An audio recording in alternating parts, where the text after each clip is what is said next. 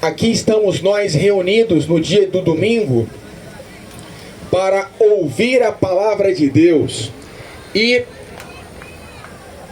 a Santa Missa, ela se compõe de duas partes essencialmente: a mesa da palavra e a mesa do pão, a liturgia da Bíblia e a liturgia eucarística.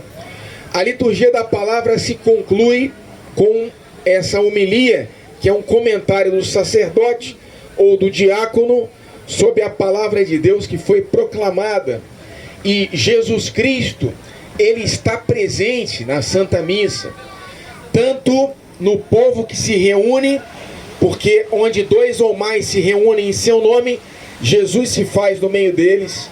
Quando a palavra é proclamada, é o próprio Cristo também que a proclama. E também Jesus está presente na espécie do pão e do vinho, que são consagrados e se tornam o corpo e o sangue. E também ele age na presença do sacerdote, que celebra a Santa Missa em persona Christi. Por isso toda a sacralidade da Santa Missa, mesa do pão e da palavra, que vem nos alimentar, porque não só de pão vive o homem, mas de toda a palavra que vem da boca de Deus. O sacerdote, ele deve meditar e orar sobre a palavra de Deus para conduzir e ajudar o povo a também refletir sobre essa palavra e chegar à oração, à contemplação do Senhor. Essa é a palavra de Deus, que é mais penetrante do que uma espada de dois gumes. Através da palavra de Deus, o homem e a mulher de Deus estão preparados para toda boa obra, para darem bons frutos. A palavra de Deus, ela é o alimento para as nossas almas. Nesse sentido, nós nos lembramos de santos da história da igreja que se deixaram alimentar pela palavra de Deus. Por exemplo, Santo Agostinho, que lutando para viver a castidade, ele tinha dificuldade até que ouviu crianças falando, brincando de ciranda e falando: tole e lege, toma e lê.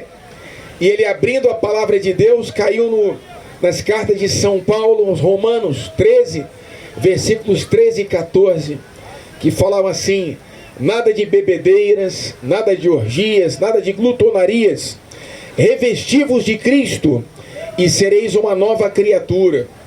E Santo Agostinho, tomado pela força da palavra de Deus, que é inspirada pelo Espírito Santo e exala a força do Espírito, conseguiu vencer a sua luta contra a castidade. O Salmo 119 diz assim: como um homem jovem poderá ter vida pura, observando, Senhor, a tua palavra.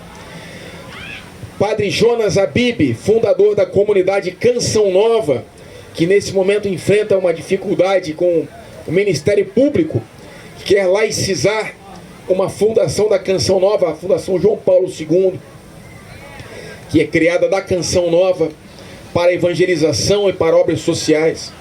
Ele dizia que as pessoas o confundiam, seu nome libanês, Jonas Abib, ele era tão tomado pela palavra de Deus, tinha um método de estudo bíblico chamado A Bíblia no Meu Dia a Dia, que as pessoas pobres e simples o chamavam, em vez de Padre Jonas Abib, de Padre Jonas da Bíblia.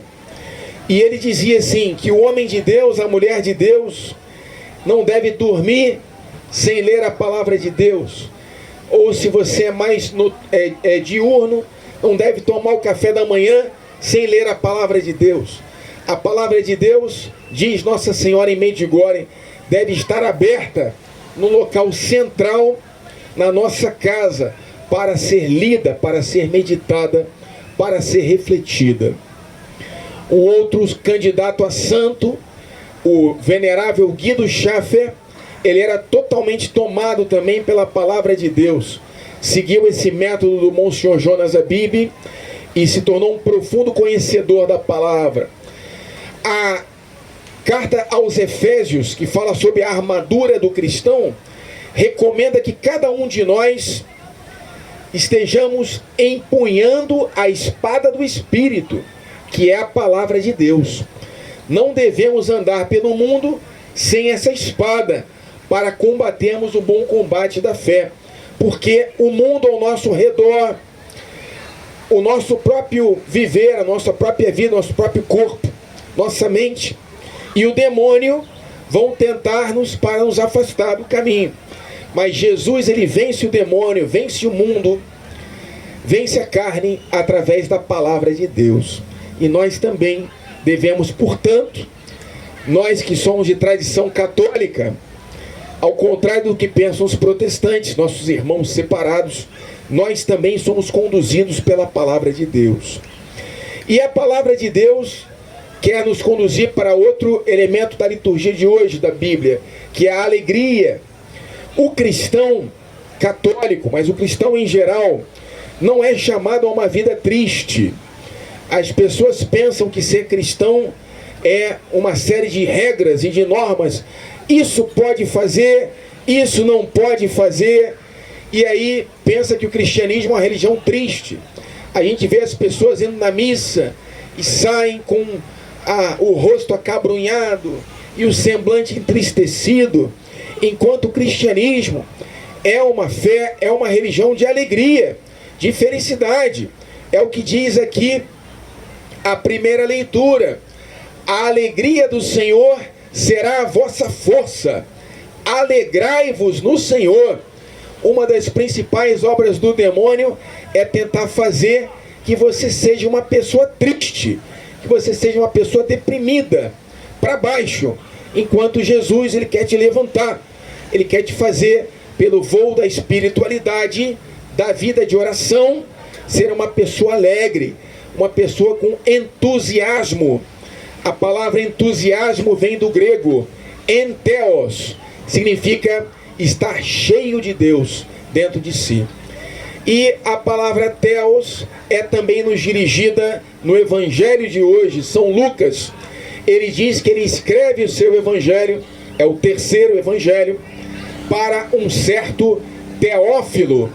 Teófilo é uma figura que existia no tempo de São Lucas. São Lucas não conviveu com Cristo, não foi um dos seus discípulos diretos, mas ele foi discípulo de São Paulo.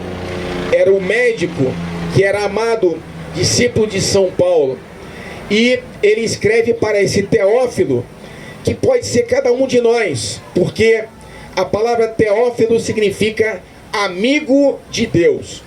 Todos nós somos convidados a sermos filos, amigos de Theos, de Deus, através da nossa fidelidade à leitura da palavra, através da nossa fidelidade à vida de oração, através da nossa fidelidade aos sacramentos, tendo Jesus sempre fixo nos nossos olhos. E o evangelho de hoje vem nos falar sobre a missão de Jesus. A sua missão é de anunciar a boa nova do evangelho, essa boa notícia, restaurar a vista aos cegos, libertar os cativos e proclamar a boa nova para os pobres. Ontem a gente refletia sobre São Paulo, que caiu do cavalo no caminho de Damasco e ficou cego. Ele enxergava, mas não enxergava com os olhos da fé. Agora Jesus abriu seus olhos e ele, apesar de cego fisicamente, passou a enxergar com os olhos da fé. Depois a sua vista foi restituída e ele passou a ser um cristão praticante.